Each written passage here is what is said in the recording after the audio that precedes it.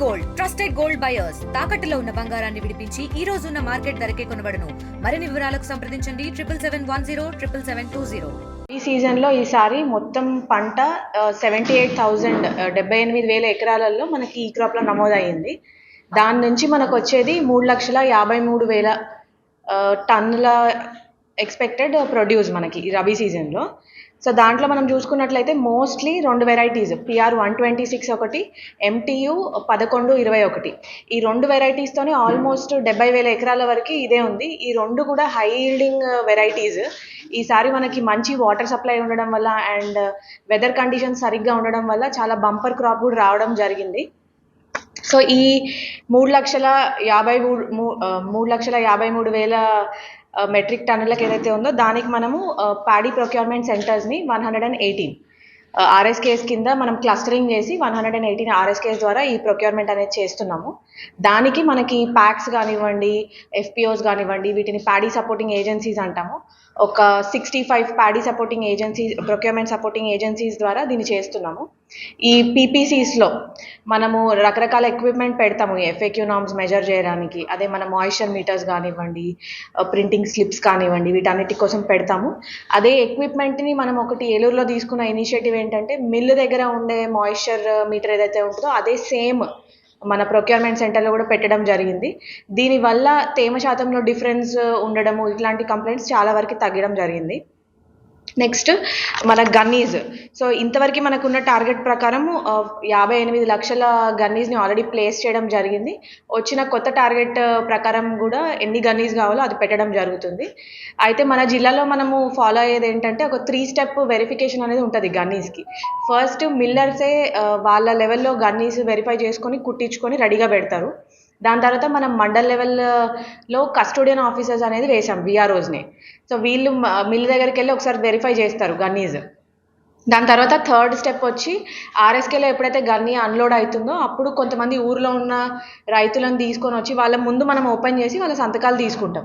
So ఈ 3 స్టెప్స్లో మనం చేయడం జరుగుతుంది గుడ్ క్వాలిటీ ఆఫ్ గన్నీ అనేది మనకి రావడం కోసము. ఇంకొకటి ఈ సీజన్లో మనం చేసింది ఏంటంటే గన్నీ కొరత అనేది ఎక్కడ రావద్దు అని చెప్పి ఎవరైతే మిల్లులు ఎన్ని గన్నీస్ ఇస్తారో వాళ్ళకి అంతే టార్గెట్ ఇవ్వడం అనేది మనం ఆన్లైన్లో కూడా ఎనేబుల్ చేయించేసాం. సో దట్ ఎక్కడ కూడా అసలు గన్నీ షార్టేజ్ రాకుండా ఉండడం కోసం. నెక్స్ట్ లేబర్, మనకి హమాలీస్ సఫిషియెంట్గా ఉన్నారు, ఎట్లాంటి ఇబ్బంది లేదు.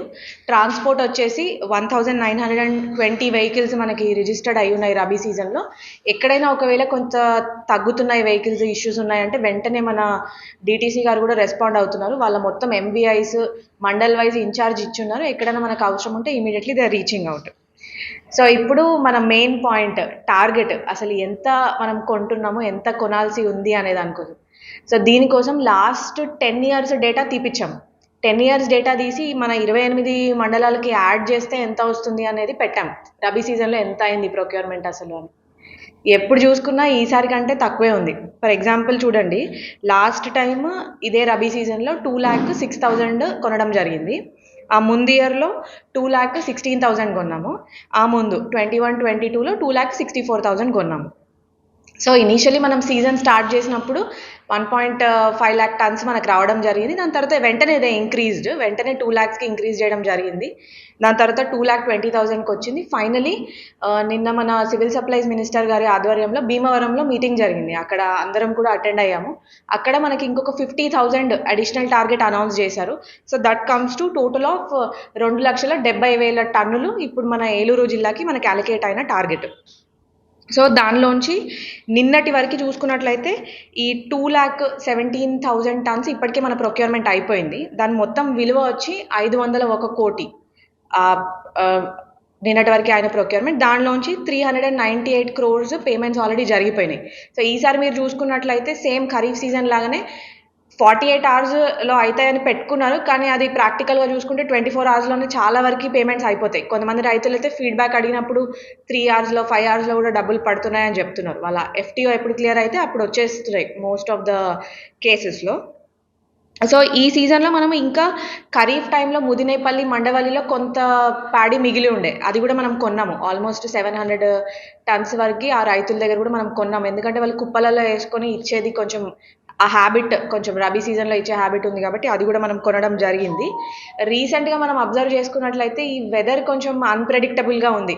జస్ట్ 3 days బ్యాక్ సడన్లీ మనకి 8 AM వెదర్ అలర్ట్ వచ్చేసి 9 AM ఇట్ స్టార్టెడ్ రైనింగ్, అట్లనే గాలులు ఇవి రావడం జరిగింది. సో ఫార్చునేట్లీ ఏలూరులో అయితే ఎట్లాంటి డ్యామేజ్ రిపోర్ట్ అవ్వలేదు. మనకి డ్యామేజ్ అంటే ఏది పాడవలేదు. తడిచినది కొంచెం ఏదైతే ధాన్యం ఉందో నేను కూడా ఫీల్డ్ విజిట్కి వెళ్ళినప్పుడు చూసాము. దాన్ని ఈ ఎండ వచ్చింది దాని తర్వాత కాబట్టి ఆరబెట్టేసి మనం మిల్స్కి పంపిస్తున్నాము. ఎలాంటి తేమ శాతం ఇష్యూస్ బ్రోకెన్లో అవుతున్నట్టు ఫార్మర్ సైడ్ నుంచి ఇంతవరకు అయితే ప్రాబ్లం రిపోర్ట్ అవ్వలేదు. అయినా కూడా మీకు తెలుసు మనకి కంట్రోల్ రూమ్ ఉంది, అక్కడికి కాల్ వస్తే వెంటనే personally my DM DSO staff, agriculture, revenue, district cooperative officer వీళ్ళందరూ చాలా కోఆర్డినేటెడ్ ఎఫర్ట్గా ఈ ప్రొక్యూర్మెంట్ ఎక్సర్సైజ్ని ఇంతవరకు కానిస్తున్నారు. దెన్ కమింగ్ టు సిఎంఆర్, ఈ ప్యాడీ ప్రొక్యూర్ అయిన తర్వాత సిఎంఆర్ డెలివరీకి కూడా మనకి ఎఫ్సిఐకి 15,000 టార్గెట్ ఇవ్వడం జరిగింది. దానికి day to day action plan వేసి దాన్ని కూడా డెలివర్ చేస్తున్నాము. సిమిలర్లీ కార్పొరేషన్కి ఇవ్వాల్సిన సిఎంఆర్ కూడా ఆల్రెడీ స్టార్ట్ అయింది. Everyday millers are giving. So ఈ ప్రాసెస్లో ఫైనల్ కంక్లూజన్ ఏంటంటే మనం అసలు ప్రొక్యూర్మెంట్ చేసేదే రైతు కోసం. సో రైతుకి నష్టం జరగద్దు, ఎండ్ ఆఫ్ ద ప్రాసెస్లో రైతు సంతోషంగా ఉండాలి దానికోసం. సో దీనికోసం ఎలాంటి preparation gunny, labour, transport, GLT అంటాం దీన్ని మన సివిల్ సప్లైస్ సైడ్ నుంచి. సో ఈ జిఎల్టీ సైడ్ నుంచి ఎట్లాంటి కొరత రాకుండా కూడా మనం ట్రై చేసాము. అలానే మీకు ఇంతకుముందు ఎక్స్ప్లెయిన్ చేసినట్టు టార్గెట్ ఎస్టిమేట్స్ అనేవి జనరలీ లాస్ట్ ఇయర్ ఎంత అయింది, ఆ ముందు ఇయర్ ఎంత అయింది, ఈ యావరేజ్ కిందనే మనం తీసుకుంటూ ఉంటాం. సో అట్లా చూసుకున్న 10 ఏళ్లలో ఎప్పుడూ లేనంత టార్గెట్ మనకు వచ్చింది 2,70,000. దాని తర్వాత కొంత సెల్ఫ్ కన్జంప్షన్కి కొంత పర్సంటేజ్ పక్కకు పెట్టుకుంటారు జనరలీ రైతులు వాళ్ళ ఓన్ కన్జంప్షన్కి. అది కాకుండా సీడ్కి నెక్స్ట్ సారి వాడాల్సిన సీడ్కి కొంత పెట్టుకుంటారు. ఓపెన్ మార్కెట్లో కొంత పోతుంది. ఈ ఓపెన్ మార్కెట్ సేల్ కూడా కొంచెం పుంజుకుంటే మనకు సరిపోతుంది. బట్ ఎక్కడ కూడా రైతులు పానిక్ అవ్వాల్సిన అవసరం లేదండి. వెదర్ అలర్ట్స్ ఉంటే ఫర్ ఎగ్జాంపుల్ మరిన్ని వీడియోస్ కోసం ఛానల్ ని సబ్స్క్రైబ్ చేయండి. లేటెస్ట్ అప్డేట్స్ కోసం వాట్సాప్ ఛానల్ ని ఫాలో అవ్వండి. ఆ లింక్ డిస్క్రిప్షన్ లో ఉంది.